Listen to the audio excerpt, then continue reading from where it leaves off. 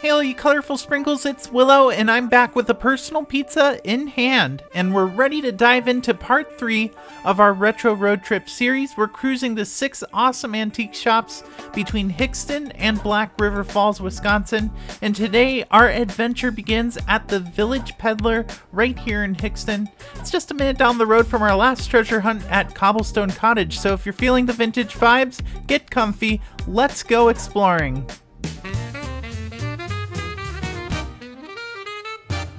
Step right up, it's the Willow Show. Pack your bags, we're on the go. To the antique malls or faraway places, roadside attractions and unusual spaces. With friends along, we share the ride. Join in on the fun, comment, like, and subscribe. You never know where we'll end up or where we'll go, but it's time to find out and start the show. The Village Peddler is located right across the street from Miller's Antiques, so our next stop will be there. But for now, we're going to check this place out. They've got signs all over the outside of the building here, and they're really cool looking. And we all had a good laugh because there was a little clock at the entrance that said, "I heart hookers." Going on in, there's a cool little robot sitting up here. They also had a lot of wine and stuff for sale. They said on the sign outside that you can come in and have a glass of wine, but I got some driving to do, so I'm not going to do that. I'm definitely noticing a pattern with these stores. It seems like they look really small in the front, and then you go inside and they get bigger and bigger. It's bigger on the inside.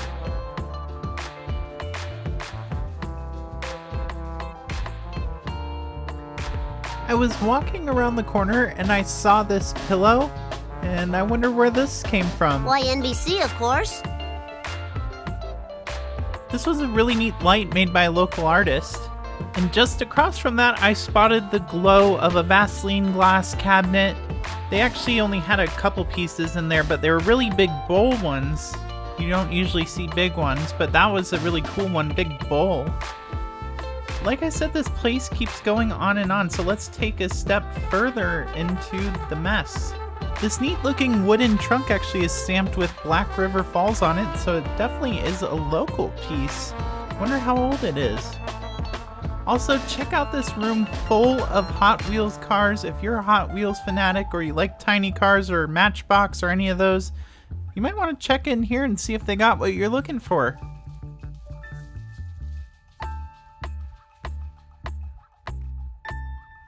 There was a lot of stuff that wasn't quite antique or retro or anything. They did have like Funko Pops. It looked like kind of like an overstock room where they got someone's overstock and extra inventory. But right outside of that room was this giant A&W sign. The A&W near where I live actually has an older sign than that.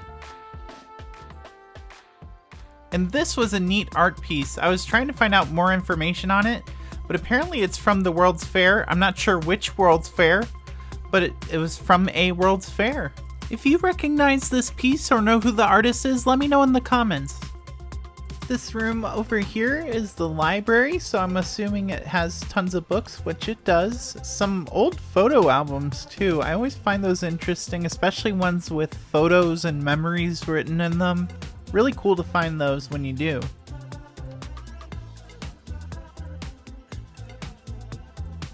A lot of these rooms have piles of miscellanea on the tables, and you never know what you're gonna get.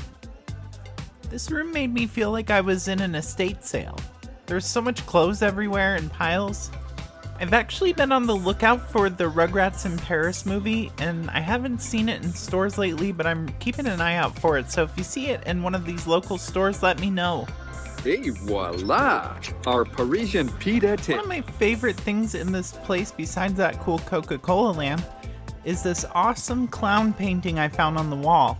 Look how cool it is. I know it's not everyone's cup of tea, but for me, that's exactly what I collect. In fact, about a week ago, there was a gentleman in my store who came in and was like, "Hey, is that the girl that collects clowns at antique malls?" He was all the way from Kentucky, so hi to that guy.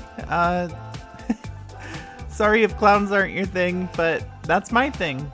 Then we stumbled upon this room here, which had a bunch of retro video games. I love seeing this stuff in antique stores. A lot of people forget the 90s were over 30 years ago, which, as a 90s kid, makes me cringe a little bit, but it is really cool to see some of my childhood toys back in stores again. And there's also a lot of like video games here, as well as these arcade games. That's pretty cool. An R2-D2 like drink cooler. Lots of comic books and stuff. But as much as I want to stay here and look through all the stuff, it's time to head across the street to Miller's Antique Auctions. They have so many crazy things that you won't see anywhere else. Some of the most high-end antiques I've seen, and you're not going to want to miss the episode, so make sure you hit the subscribe button, give this video a thumbs up if you like it, and check out one of these videos as well. See you next week!